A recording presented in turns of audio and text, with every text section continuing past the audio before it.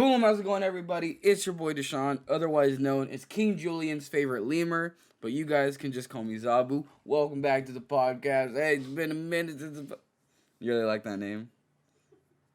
You remember King Julian? Yeah. Mort! Oh, hell, the New York Giants! All of them. That was a really good movie. The first one was good, the second one was good, and then it got really bad. After they went to the circus and stuff. The only thing I remember was like, that sarcasm, Afro. That open season, like their sequels, like open season 1 was fire, 2 was like, and 3 was like, it just was all downhill ever since Martin Lawrence and Ashton Kutcher left. I had a different voice for Boog and Elliot like every single movie. Really? It's never the same, yeah. Or at least I don't think 2 and 3 are the same. I don't know. Either way, welcome to the podcast, everybody.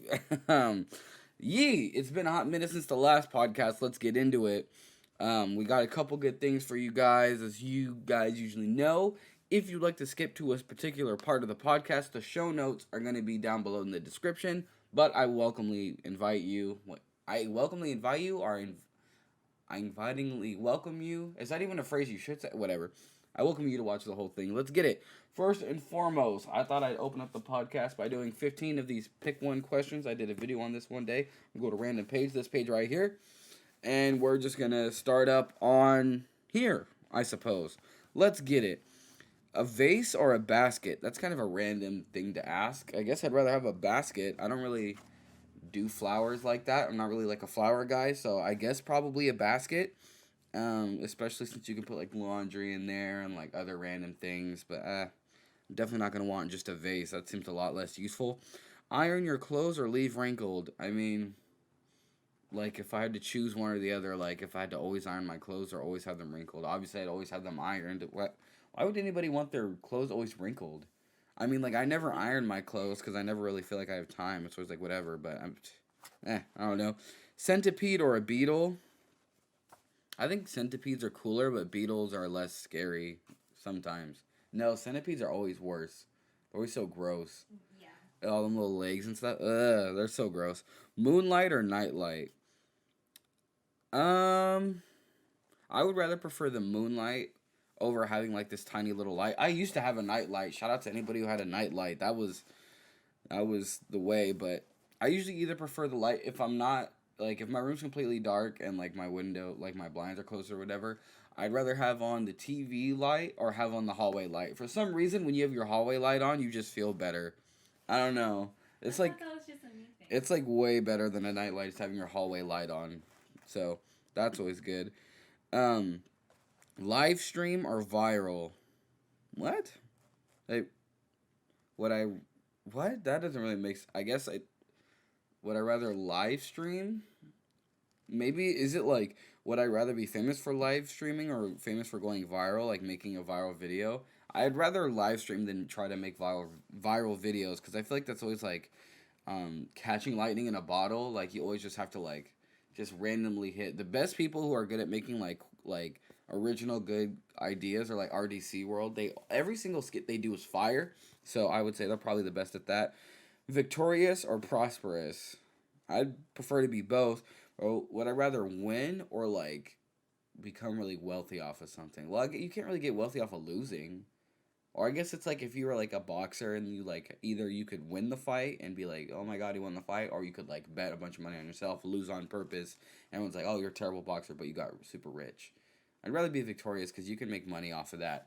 I was still being victorious, but it's just a better like thing in general to be victorious. Bruno Mars or The Weeknd? Wow, that's in here? We actually asked that question once. Yeah, that's actually in here. Me personally, I like Bruno Mars more in general. Like, I like all of his music more. But I don't know, The Weeknd's pretty good. I know a bunch of people who would rather pick The Weeknd, but I grew up on Bruno Mars and stuff like that, so I'm always going to stand by him when it comes to that comparison. Stuffed mushrooms or stuffed jalapenos? Probably jalapenos. I'm not really a fan of mushrooms. I don't know, but I don't really like stuffed jalapenos either, so that's just me. Subtle or obvious? It depends on the context. Like, in terms of, like, being attracted to somebody or whatever, like, I'm pretty upfront. Like, I let you know pretty quickly. I'm not going to be like that guy who sits there and waits. But, I don't know. I guess probably subtle. And then making it... No. I'm an honest person. I hate surprises. Um, for breaking up, would I rather text or in person? Well, obviously in person. If you break up over text, you're just a weenie, and you never had feelings for them in the first place, I guess. I don't know. I think that's weird when people break up during text, unless you like can't or something. Unless you're like you just moved super far away, and it's like not working out. Like you're in California and they're in New York, and then like it's not working out. You're not gonna be like, hold on, let me fly to California, so I can tell them that we're breaking up. Like obviously not. You could probably do it over like a FaceTime or something, but not when you're in the same city or whatever. Royalty or diplomat? What? Like I don't. I'm not even gonna answer. I don't know. John Cabot or Christopher Columbus.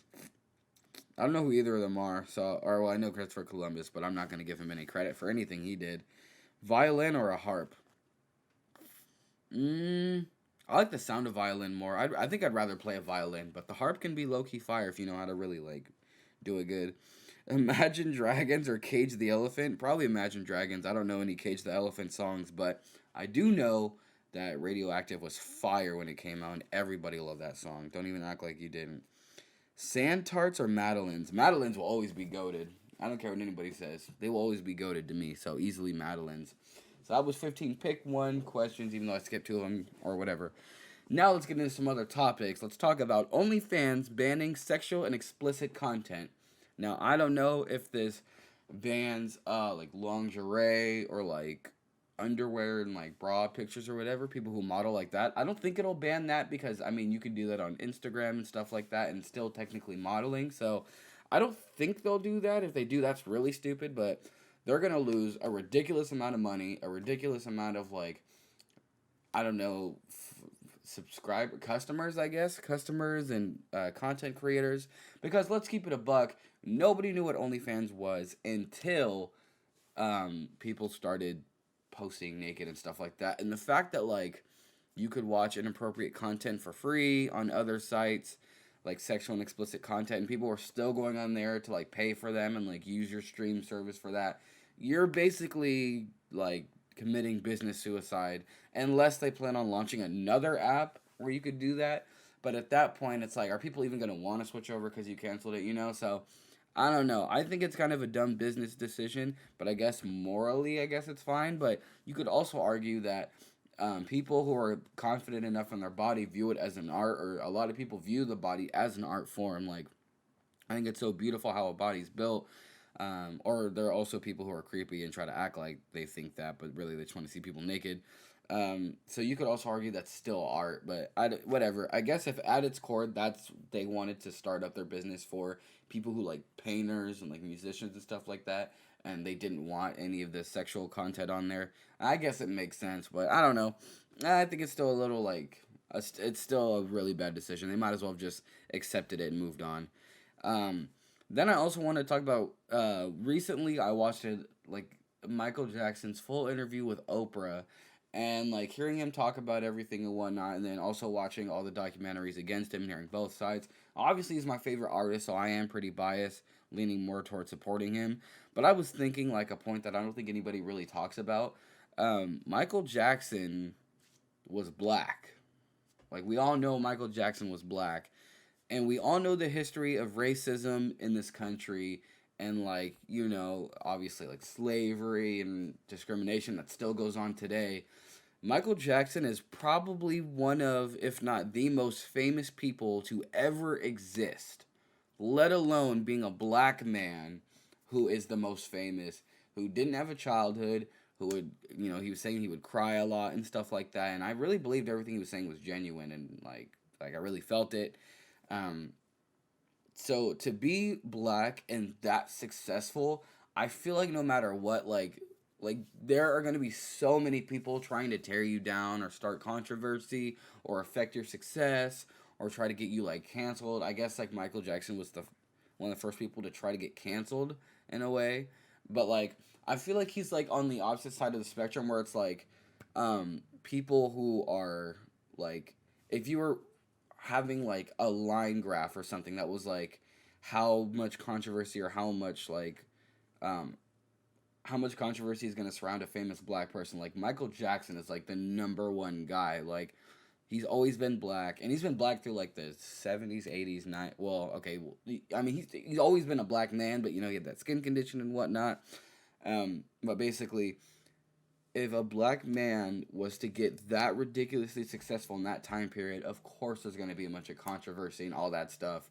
And I don't know, especially after they released that like Escaping Neverland or whatever documentary a couple years ago, after he had already been dead for so long. It was just like, all right, clearly you guys are just trying to beat down a dead horse. Like, I don't know. This is just ridiculous. If he's been dead for this long and then you want to come out and say that, or you have been saying it, but there's just a lot of stuff I just can't get behind about it that I just don't think is real. So I just wanted to bring that up to the whole Michael Jackson thing. I will be in the next podcast or some future podcast. I will be ranking Michael Jackson songs, or maybe I'll if they have a tier list for that. I don't know. Maybe they do.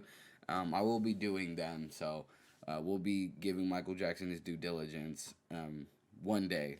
But for now, I was just thinking like a black man being that successful and that popular and that like used by the world basically is like a sing for us monkey, sing for us monkey, dance for us monkey. Like no, you perform for us monkey. You don't get to have a childhood. You know his dad was very like verbally abusive and like physically. Like he just like I really feel for him like never having a childhood. Like I remember I saw a story where he had to you know right over there that kind of hit you. Okay. You want to unpack that on the podcast? You want to keep that locked up? All right. Did you leave the key under the mat? Oh, you did? I'm going to open it up. Okay. I remember he had to reserve a grocery store and pay a bunch of actors to act like they didn't know who he was just so he would know what it's like to go grocery shopping. Like, he never really got to go play on, like, he was talking about when he was a little kid, he never got to go play on a playground. He would watch kids playing while he's in the recording studio, and he would just cry and stuff like that. Like, that's terrible. That's super traumatic. And you have your dad, like, beating you and telling you you're ugly and stuff like that. And then you have all the controversy, and all you can do is perform for people. Like, oh my God, man. Like, the fact that he even lived as long as he did, still making bangers of songs, like, I don't know how he did it. So I feel like Michael Jackson didn't do it. That's just my gut feeling, but, like, I definitely feel like R. Kelly did it. I mean, Dave Chappelle said it best on all that, but, like, yeah, I feel like, you know, he didn't do it. So I just wanted to talk about him for a little bit. Now I have 2 tier lists of some of my favorite artists of all time that I'm going to give you guys right now. We're going to do a top 10 Queen and a top 10 Kendrick Lamar. Why am I doing Queen? Because today I listened to every single song I love from Queen while I was at work, and I was like, I'm going to make a tier list. And then I did Kendrick Lamar announced what's going to be his last album for his current label that he's on. So I'm excited for that. So I wanted to make a top 10 real quick. And I invite everybody to listen to all these songs. This isn't a particular order. I'll go 10 to number 1. So from like my least favorite to my most favorite, but still my top 10. And we'll start off with Queen right off the bat. And number 10, I put Radio Gaga. And the reason I have it that low is because I like the song's amazing. Like I love that song. But I've heard it enough in like grocery stores and stuff that it's just too repetitive now. I've heard it in too many retail stores. It's even worse with Under Pressure. I like that song, but I literally hear it every single day I work. So I'm starting to like hate the song. And I'm not really that into David Bowie anyway, personally, but you know, attack me if you want to. Number 9 is another one, Bites the Dust. And to me that's like Queen's equivalent of Beat It. Like it's a great song, but like when you've heard it so many times, you're just like, eh. Like it to me, another one, Bites the Dust, doesn't age as good as some other songs on this list. So I'll just leave it at that. Another song that didn't really age well for me or that is way too repetitive is We Will Rock You. That didn't even make this list. So that's just me though. Moving on. Number 8, I have Bicycle Race. I freaking love that song. In one of like the Queen documentaries I was watching, they were talking about like the shoots they did for that, where they had a bunch of like naked women on the bikes, and they were all like, none of them could have been there for the shoots, and they're all disappointed and whatnot. I thought it was funny, but it's a pretty good song. I love that song. It's just like a fun song of a bunch of nonsense that they're just singing about. I love it. Number 7 is Who Wants to Live Forever, which I feel like is stupidly slept on. It came on in a very emotional time in the Bohemian Rhapsody movie, so that was really fire that they picked that song. It really made me feel it, but that song's just amazing. And I think it's really slept on. It's one of their most slept on songs, in my opinion, because it's not really like a mainstream Queen song, I guess, even though there are so many of them. But yeah, that's another really good one. Number 6 is We Are the Champions. Obviously, like, how could you not have that on your top 10 list? We Will Rock You is like a sports like must have. If you ever go to a sports game or whatever, you're gonna hear that song, whether it's middle, high school, professional, non-professional, like anything with music, they're gonna play that song, and people are just gonna do the, the boom boom. People know that, like, it's like in our DNA. It's human beings now, so that's pretty crazy they came up with that. Number 5, so now we're in the top 5. Number 5 is Crazy Little Thing Called Love. That song surprised me that I loved it so much because it's so like American Elvis-y type of, like, you know, and even the music video with Freddie having his hair slicked back, his little leather jacket and stuff like that, like, it's just so the good kind of cliche where everything is like, okay, I know this type of genre, but it's Queen spin on it, so it's stupid fire. I absolutely love it. Yeah, Crazy Little Thing Called Love comes in number 5. Number 4 is Love of My Life. That song is fire. That'll really get you in your feels. I know a couple people that it gets them in their feels every time they hear it. Named PP Ann, Matuang Purazo. But we But Love of My Life is amazing. It's like the equivalent of Michael Jackson, She's Out of My Life. Like, it's emotional singing about like losing the love of your life. And like the piano's amazing in it, and the rest of the band comes in very low key. It's mainly like a Freddie song, but there is still like guitar and whatnot in there, so it's good. I love Love of My Life. Definitely listen to that song. Now we're in the top 3. These are the tough ones, right?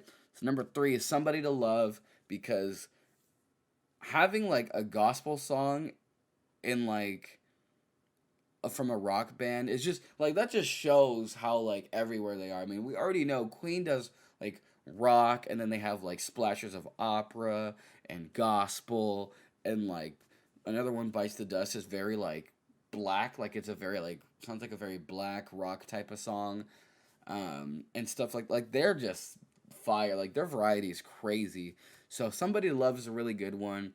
I think it's like 1:30, like a minute and 30 seconds into the song or whatever, where Freddie hits that Somebody to Love, that like long note. Oh my god, when I first heard that, I was like, how did he, like, the raspiness and the like the whole song is fire.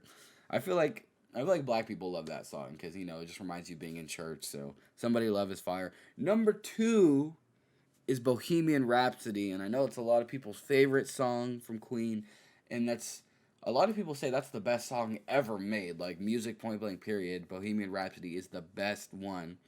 But to me, it's not my personal favorite, so Bohemian Rhapsody comes in at number 2. But that was the first Queen song I fell in love with when I used to when I used to play basketball in middle school. My coach would drive us to the games, and he would be playing. He basically showed me the song, and he paused it right before the rock part of it, like, before they start the "So you think you can," all that.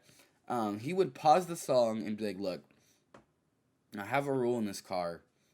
If you don't headbang to this part of the song, you're walking to the game and you're not getting any minutes. So if you're going to play, you need to headbang to the song." So I remember me and my best friend Laren were like, okay, I guess we're gonna headbang to this part of the song. When we heard it, like, he didn't even have to tell us at that point. That part is fire. So it always brings back amazing memories of when I used to play basketball with one of my favorite teachers, coaches, and people I've ever met in my life, period. So it's a great freaking song. And number 1 is Don't Stop Me Now, because that song, just the beginning, it's fire. The way Freddie just takes over with the piano and his amazing vocals, and then the rest of the band jump in. And it's like such a good feeling song. I cannot for the life of me remember where I saw this, but I remember seeing in I think it was a YouTube video or something, that like Don't Stop Me Now was like voted or viewed as like the happiest song, like the song that makes people the most happy, or the song that makes the most people feel happy. Like, I guess they put, like, ranked a bunch of, like, what song makes you your happiest, and Don't Stop Me Now was at number one for whatever study that was. I don't know if that's credible or not, but I remember hearing it, and everything on the internet's true, so it must be true. Um, but yeah, Don't Stop Me Now, Bohemian Rhapsody, and Somebody to Love are my top three Queen songs. So you need to listen to all three of them, and you will fall in love with all of them. I guarantee you. Even if you're not that into rock, you're still gonna love it. Trust me. And now let's move into the man Kendrick Lamar, the one and only, the GOAT, my favorite rapper of all time, the one who I think incorporates the best part of all the rappers before him. Biggie and Tupac built the foundation, and Kendrick built the house that sits on the foundation. So let's go from 10 to 1. Number 10, I have Poetic Justice because I really love the song and the sample's really good. If you listen to the actual sample, it's Janet Jackson's, what's the name of it? Anytime, Any Place. That'll get some ladies feeling really good. I know a couple people who are, when they hear that song, they just go crazy. They always have big arms. I'm sorry, I'm just cooking you on this podcast. I love you. But it's a really good song. It has Drake on there. Drake does really good. But for real though, listen to Janet Jackson's "Anytime, Any Place." That is her best song. That even rivals some Michael Jackson songs. And yeah, fire. But it's not my personal favorite. I know it's a lot of people's like top three or whatever. It's just not my personal favorite. Number 9 is Element, and that's like it was super duper overplayed, but I still enjoy it, but I just don't enjoy it as much as I do a lot of these other songs. But it's a cool little, like, feeling, a cool little vibe. So, Elements on there. Number 8 is Ya, because I love the vibe of the song, like the beat and the way Kendrick sounds. I know a lot of people don't like when Kendrick sounds a certain way, or I have one of my best friends doesn't like the way Kendrick sounds, period, so she can't enjoy any of his music, which sucks because his music is really good.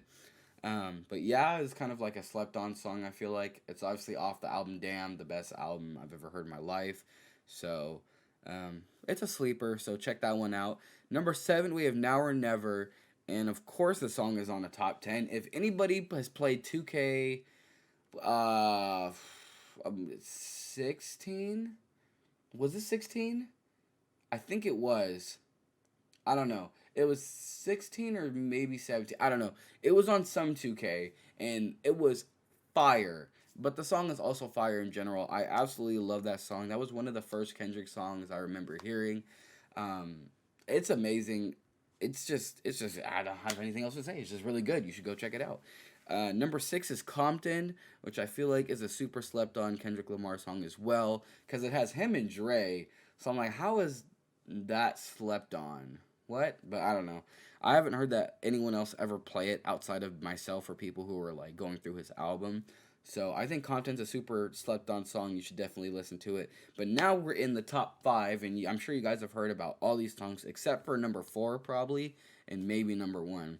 So number 5 is Feel, because that to me is just like, if you put a goated rapper inside like a smoky downtown like poem reading jazz bar thing, and someone just started playing a beat, and he was supposed to say his poem, like, that's just the vibe I get. Like, you can see Kendrick with like, those like little shades that are kind of cut low.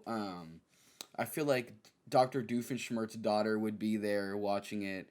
If you've seen a Goofy movie 2, the poem girl that like falls in love with Pete or whatever, like the love attraction in that movie for Pete, she would probably be there at that one. Like, you got a lot of you guys maybe get what I'm talking about, but I feel like that song fits that vibe so perfectly, and the lyrics are dope. The way he sounds is dope. I just love it. It's a really, really, really good song. Number 4, which I think is the most slept on Kendrick Lamar song of all time, is Duckworth, because it's, I don't know why it sounds so, Duckworth. Duckworth. No, I'm playing. Damn is a really great album, and it is the last song on the album, and I've never heard that song played except when I play it. Like, I've never heard it played ever in anything in the history of my life. I've only heard that song when I played that song. So that's just crazy to me because it's a fire beat. The lyrics are pretty good. The beat switch up goes crazy. And it's oh my, I love it. I don't know. And it wraps up the album really good and it becomes one of my favorite songs. It's crazy. So that's a fire one. Number 3 is All Right because that song came out when I was in a really rough time in my life, and that really helped me through a lot of stuff mentally. When I was at my absolute lowest, I swear my city be tripping. I'm from the ghetto. No, I'm playing. Not really. I live in a very nice neighborhood in a very nice city. Um, but All Right is fire. It gives you like a feeling of togetherness. Like if you and some like a group of people, you guys are all kind of going through stuff, but you're sticking together. If that song comes on in the car, you're just like, that's one of those things where you tap your friend, you guys sing to each other or rap, like look each other in the eyes, like you don't know, we've never been down before. When our pride was low, you like look at him and go off to that song. So that song is goated. I love it. He kind of pulls out his little like faster rhyming, and I memorized the entire first verse and most of the second. And you pop off on it. I freaking love that song. I love it so much. That's such a good one. Number 2 is Fear because the freaking vibe of Fear. Like I don't know. You need to be like laying in your bed if you have LED lights on your wall or whatever. Put those on. Lay down and just listen to Fear like loud and just sit there and think about your life or think about your childhood because a lot of it is about childhood trauma and That's why it's my number one.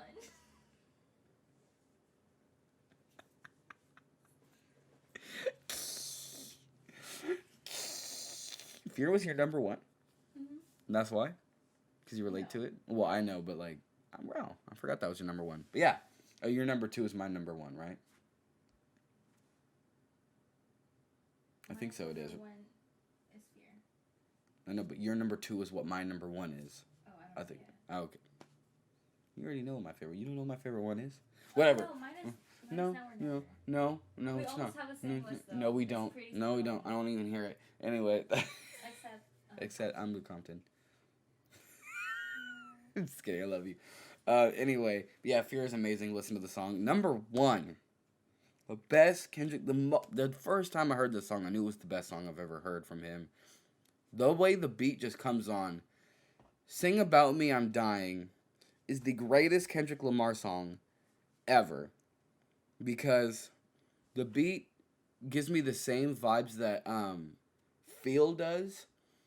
Very like jazzy and stuff like that with like the somber tone piano. I'm trying to sound sophisticated like I really know those words. But "Sing About Me, I'm Dying." The I like the "Sing About Me" part, the "I'm dying," which is like the "I'm dying of thirst." That part for me is kind of like whatever. It's not bad, but I usually skip the song after that part comes on. But it's not the worst thing. But the beginning part, man, everything, the beat, the way he sounds on it, the storytelling, and "If I die before your album drop, I hope top top top." Like, oh my god, I feel that. Well, I can't really relate to anything in there because I didn't live that same life he lived, but you still feel it. You feel like, man, I really was from the hood. Wait, no, I didn't. I actually lived in a pretty nice spot. But like, still, oh my god, that song is so good. Kendrick Lamar is just, he's goated, and there's a reason. Listen to my top 10 Kendrick Lamar songs, and you will see why he's goated. But I'll leave it at that. And now for the very last thing I wanted to talk about in today's podcast. If you made it this far without skipping or whatever, I want you to go ahead and do me a favor right now and type in "I got you, dog," and I'll know you made it because you a real one. Let's move on.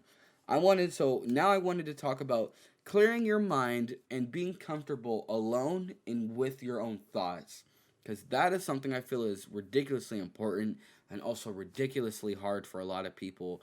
And sometimes I've gone through that because a lot of times we will be our worst critic. We will take in, we'll remember all the negative things said about us, and that'll be what plays over in our mind rather than all the positive things.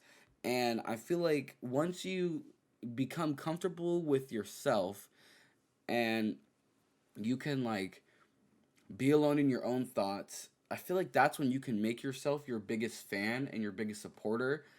And once you are your biggest contributor to yourself, which I know is like that for people who don't really know what I'm talking about. They're like, okay, what? That's you just said the same thing. But people who may a lot of you guys probably understand that. I don't think anybody would not understand that. I don't know actually. But once you become the biggest contributor to yourself, is when you can really become successful and live a happy life. Because at the end of the day, if all else is lost, you only have yourself. And then you start getting people around you who love you and support you. But you got to be comfortable with yourself. You got to forgive yourself for all the mistakes you've made. You've got to get over all the grudges you've held. You've got to be the bigger person with yourself and your enemies and the people you love. Like, you just got to squash all your beef. You just got to, I'm not saying you have to be best friends with everybody. You got to hang out with everybody. But you got to, keep it civil, squash the beef. There's no hate for anybody. You got to, only be thinking positive thoughts and motivating yourself. You got to be the person who gets yourself up every day and goes to work or starts doing stuff for their career, or they might you keep saying you don't have time to do the thing that you need to do or you should be doing, but you got to be the person that gets yourself up and gets it. And that's something I struggled with, and I talked about that in the last video I uploaded. That's stuff I was struggling with in July. I wasn't my biggest supporter. I was just I was not helping myself by being it's okay, you can rest. Another day without a video won't kill anybody. You'll still have your channel. You still have plenty of years to live. You have no idea how long your life is. And if your life is only going to get harder and it's only going to get tougher the more successful you become, or the more stuff, the more risks you take and stuff like that. And you have to take risks.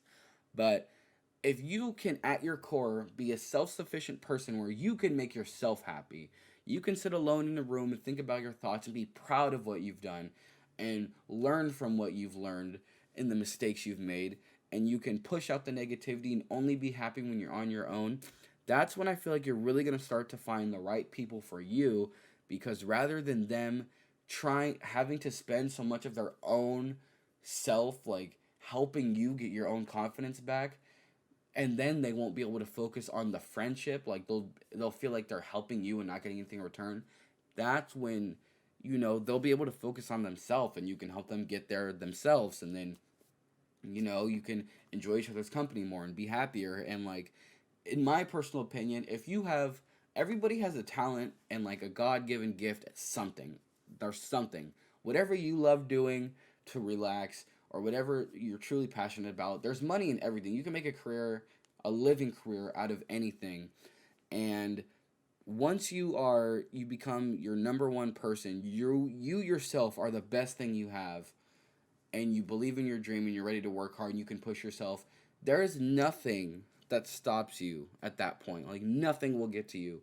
I think the biggest roadblock of success is yourself, is your own mental health and your stability and your ability to be confident. Because when you get to that point, all the setbacks, all the mountains you have to climb, all the walls you have to break down, all the past traumas and the demons that may live in your mind, and all the negative thoughts and all the worst things in life just will not be highlighted and will not be tolerated. You will not settle for that being your life. You will push to only highlight the best things. You got to push to always go against the grain and be yourself and stay true to who you are. You got to be comfortable with cutting off the right people, even if it hurts you at first. But without making it super I hate you, I wish you die, I want to fight you, just being man, I just don't mess with you, but I wish the best for you, carry on, my wayward son, there'll be peace when you are done. No, I'm playing, I love that song, I just had to say that. But yeah, I'm working on it myself, and it's something we're going to work on for the rest of our lives, but get in tune with yourself, because it's you, really spend even if it takes a week or something to just sit at home, don't go out and hang out with any friends or whatever. If you just need a week to be cool with yourself, do that. Because once you do that, I'm telling you guys, your life becomes so much freaking better, because you always have yourself to fall back on, and then you'll get friends and family to be able to fall back on, and you'll be good. You will be fine. So I wanted to bring that up because I just went through a whole lot of that. I know a lot of you guys were probably going through that yourselves. So make sure, you do that and you work on it and you start feeling better. and you won't tolerate being unhappy with your life and being sad and highlighting the negatives. Like, there's no room for that. Your life is too short to be focusing on the negatives. We have no idea what comes at the end of our life when we die, so we got to make the most out of what we do know, and that's how to live what we're currently in. We'll worry about that part when we get there, but worry about what you're doing right now, because that's all you know. It's all you have is your life. So that's going to be the podcast. I hope you guys enjoyed it. Hope you guys loved it. Right after I'm done with this one, I'm going to record and upload another video. So hopefully this doesn't take too long uploading, and hopefully I can get that other video up for you guys either today, if not then tomorrow. I love you guys. I'll see you as soon as possible. I still haven't figured out a consistent upload schedule, but I'll figure it out soon enough. I will. Make sure you like, comment, subscribe, share with your friends, or whatever. I don't know.